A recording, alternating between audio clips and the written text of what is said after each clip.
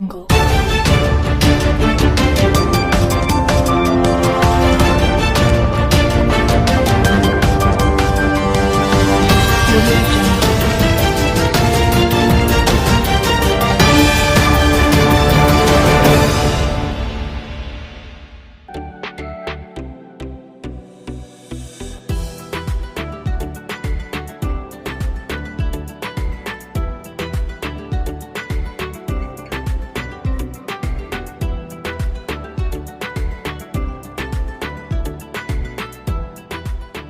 नमस्कार, मैं सीमा आड़े। आज हम जुड़े हैं ज्येष्ठ साहित्यक बीडी पवार जी से। आइए जानते हैं उनका परिचय। हाँ, मेरा नाम बीडी पवार। मैं रिटायर उपायुक्त हूँ। नासिक से सेवानिवृत्त हुआ 2012 में। जब से मैं समाज सेवा करने के लिए दिल्ली में 2 साल मैंने समाज के बारे में सब गवर्नमेंट के गैजेट, जो पहला gadget, second gadget, third gadget, national backward class commission पहला, दूसरा, इनके बारे में मालूमात लेके मैंने समाज के बारे में जागृति करने के लिए मैंने किताब के माध्यम से ये किताब लिखना शुरू कर दिया। अभी अब तक मैंने 4-5 किताब लिखा है। पहला किताब मैंने दिल्ली से पब्लिश किया, लकीशा बंजारा की जन्म शताब्दी के दिन, बंजारा समाज की दशा और दिशा। दूसरा किताब मैंने विमुक्त नाम का लिखा है। तो ये विमुक्त के बारे में मैं बोलना चाहता हूँ। विमुक्त की जिन लोगों को इंग्रज ने 1871 से बंदिश बना के रखा था, वो लोगों को 31 अगस्त 1952 को पंडित जवाहरलाल नेहरू सोलापुर में आके उन लोगों को विमुक्त घोषित कर दिया। उस दिन से बंजारा समाज और इतर बहुत सारे लोग विमुक्त दिन का मनाया जाता है। तो ये विमुक्त दिन का महत्व ये है कि 52 सेटलमेंट कैंप में इंग्रज़ों ने ये लोगों को बंदिश बना के रखा था।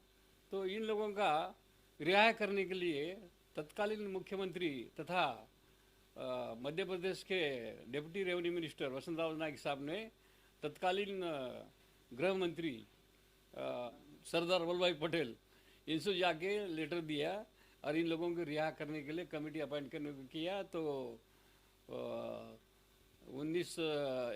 23 सितंबर 1949 को सरदार वल्लभ भाई पटेल ने अयंगार कमेटी स्थापित किया। अयंगार कमेटी की सिफारिश के वजह से ये लोगों को रिहा करने का गवर्नमेंट ऑफ इंडिया ने डिसीजन लिया। और पंडित जवाहरलाल नेहरू खुद सोलापुर में आके, सोलापुर के जो फ्रीडम फाइटर सेनानी थे और इस लोगों को रिहा करने में जिसने महत्व की भूमिका बजाई, वो चंद्रराम चौहान गुरुजी ने उनको इनवाइट किया। तो उनका इनवाइट को मान्यता ये करके मान्यता देके पंडित जवाहरलाल नेहरू खुद 31 अगस्त 1952 को सोलापुर में आके इंडिया में हर 52 सेटलमेंट कैंप में जो लोग बंदिश थे उनको नोटिफाइड थे तो डिनोटिफाइड कर दिया, क्रिमिनल थे तो एक्स क्रिमिनल घोषित कर दिया, उनको विमुक्त कर दिया। उस दिन से ये विमुक्त दिन मनाया जाता है। आपकी जो किताब है विमुक्त दिन के शिल्पकार, ये कब प्रकाशित होने वाली है? ये किताब मैं 31 अगस्त 2021 को सोलापुर से प्रकाशित करने जा रहा हूँ। और वो सोलापुर जिले के पालक मंत्री अपने दत्तात्रेय भरणे साहब है, उनके हाथ से किताब का प्रकाशित करने जा रहा हूँ। और ये किताब मैंने सोलापुर के उप महापौर थे लाल सिंह राजपूत, वो उनको समर्पित किया है। ये किताब में उसका मैं फ़ोटो वगैरह दिया है। और समाज को ये किताब मैंने 31 अगस्त को पब्लिश करने जा रहा हूँ। और इसमें जो फ़ोटो है ये लाल सिंह राजपूत का फ़ोटो हमने उसको समर्पित किया है। लाल सिंह राजपूत बोल के उप महापौर थे बंजारा समाज के सोलापुर के, और उनका देहांत हो गया इस साल। तो ये किताब उनके स्मरण में मैंने उनको समर्पित किया है। ये किताब, इस किताब को मतलब ये प्रकाशित करने का उद्देश्य क्या है? लोगों को मालूमात होना चाहिए ना भाई, ये विमुक्त दिन का महत्व क्या है। बहुत सारे लोगों को मालूमात नहीं है, रियल स्टोरी क्या है विमुक्त दिन की। रियल स्टोरी बहुत सारे सामान्य नागरिक को मालूम नहीं है। ये पुस्तक के माध्यम से मैंने 2000 कॉपी ये प्रिंट किया है। मैं उस दिन 2000 कॉपी डिस्ट्रीब्यूट करने वाले लोगों को बुला के भाई ये पढ़ो कि ये जो है मैं प्रूफ के साथ दिया हूँ, ये कमीशन कब अपॉइंट हुआ, कौन सी डेट को हुआ, कब ये हुआ, सब ये उसमें गवर्नमेंट के सब रेजोल्यूशन दिया मैंने ये किताब में, कौन से रेजोल्यूशन से वो अपॉइंट हुआ, कौन सी रेजोल्यूशन से वो विमुक्त दिन घोषित किया गया, ये सब किताब में मैंने पूरा गवर्नमेंट के रेजोल्यूशन के साथ दिया है। और सामान्य लोगों को मालूम होना चाहिए ना विमुक्त दिन मतलब क्या है, किसने बनाया, कैसा रिमूव हुआ। 1918 से 71 से लोग बंदिश थे, 80 साल। भारत स्वतंत्र होने के बाद उन लोगों को रिहाई देना चाहिए था, गवर्नमेंट ऑफ इंडिया ने नहीं दिया। तो वसंतराव नाइक साहब ने जाके इसको मिले, पंडित जवाहरलाल नेहरू और अपने सरदार वल्लभ भाई पटेल, इनको मिलके उनको लिखी लेटर दिया। तो जब वो कमेटी अपॉइंट हुआ, कमेटी की सिफारिश की वजह से ये लोगों को रिहा किया गया। उस दिन से विमुक्त दिन का महत्व लोगों को मालूम होना, इसकी वजह से मैंने समाज के लिए मैं खुद के इसे ये किताब पब्लिश करने जा रहा हूँ। ये फॉर लोगों के अवेयरनेस लाने के लिए, लोगों को मालूमात होने के लिए मैं किताब पब्लिश करने जा रहा हूँ। इस किताब में जो फोटो है वसंतराव नाइक जी के साथ साथ डॉक्टर बाबा साहब अम्बेडकर की भी है। तो डॉक्टर बाबा साहब अम्बेडकर के बारे में इस किताब में क्या लिखा गया है? जो डॉक्टर बाबा साहब अम्बेडकर जो है, तो जो फादर ऑफ द कॉन्स्टिट्यूशन है, अपने घटना के वो फादर है। तो उन्हें कॉन्स्टिट्यूशन में आर्टिकल 340, 341 और 342 का इंट्रोडक्शन किया हुआ है।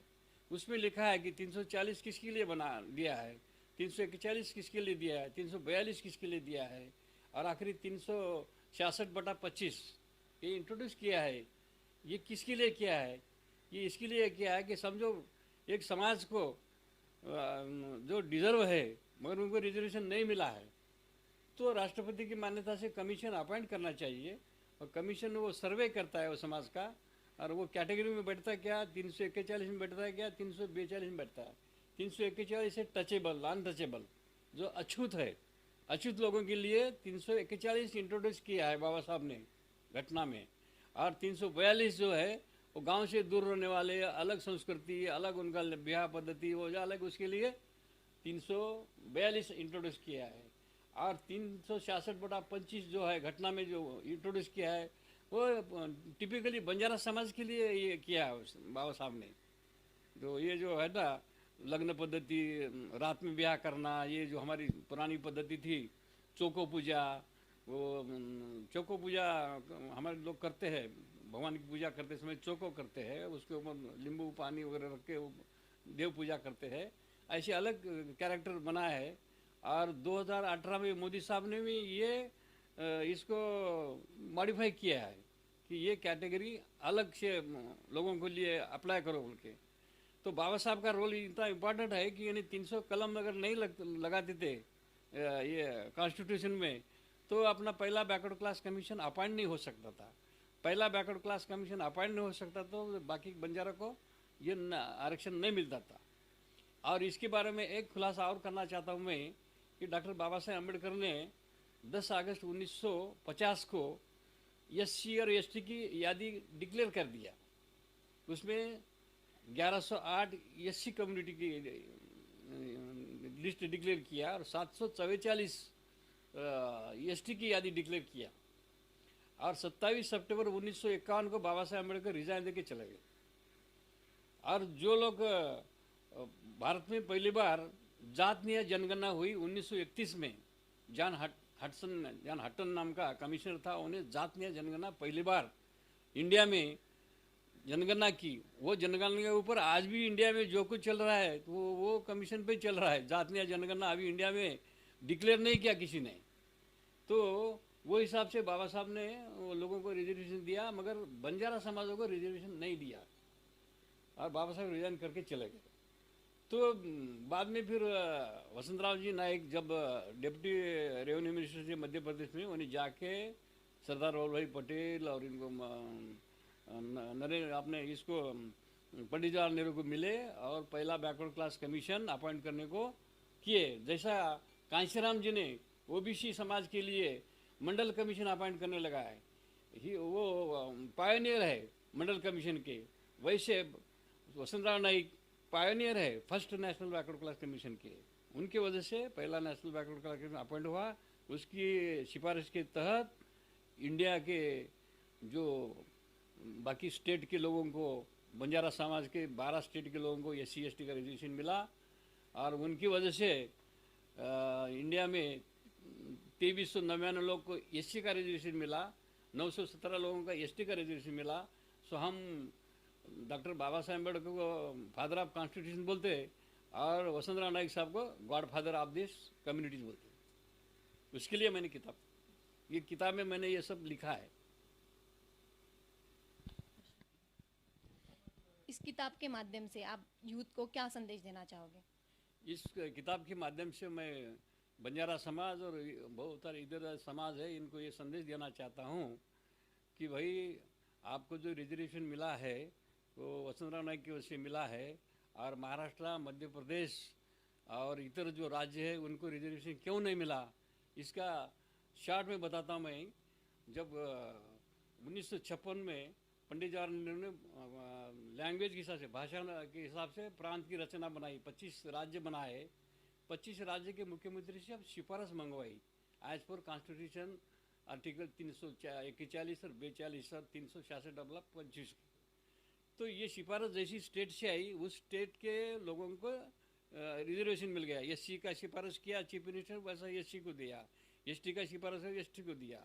महाराष्ट्र के यशवंतराव चौहान साहब ने हमारे महाराष्ट्र के बंजारा परमानेंट लीडर को लेटर दिया था, मगर इन लोग बोले हम राजस्थान से आए हुए हैं, हम राजपूत है, हम SC ST को रिजर्वेशन नहीं होना, ऐसा राइटिंग में लेटर दिया। मध्य प्रदेश लोगों ने दिया, यूपी ने दिया, महाराष्ट्र लोगों ने दिया। इसकी वजह से महाराष्ट्र के बंजारा को ST का रिजर्वेशन नहीं मिला है। शिल्पकार, इस बुक का प्रकाशन सोलापुर में 31 अगस्त को होने वाला है। आप सभी का उपस्थित होना अनिवार्य है।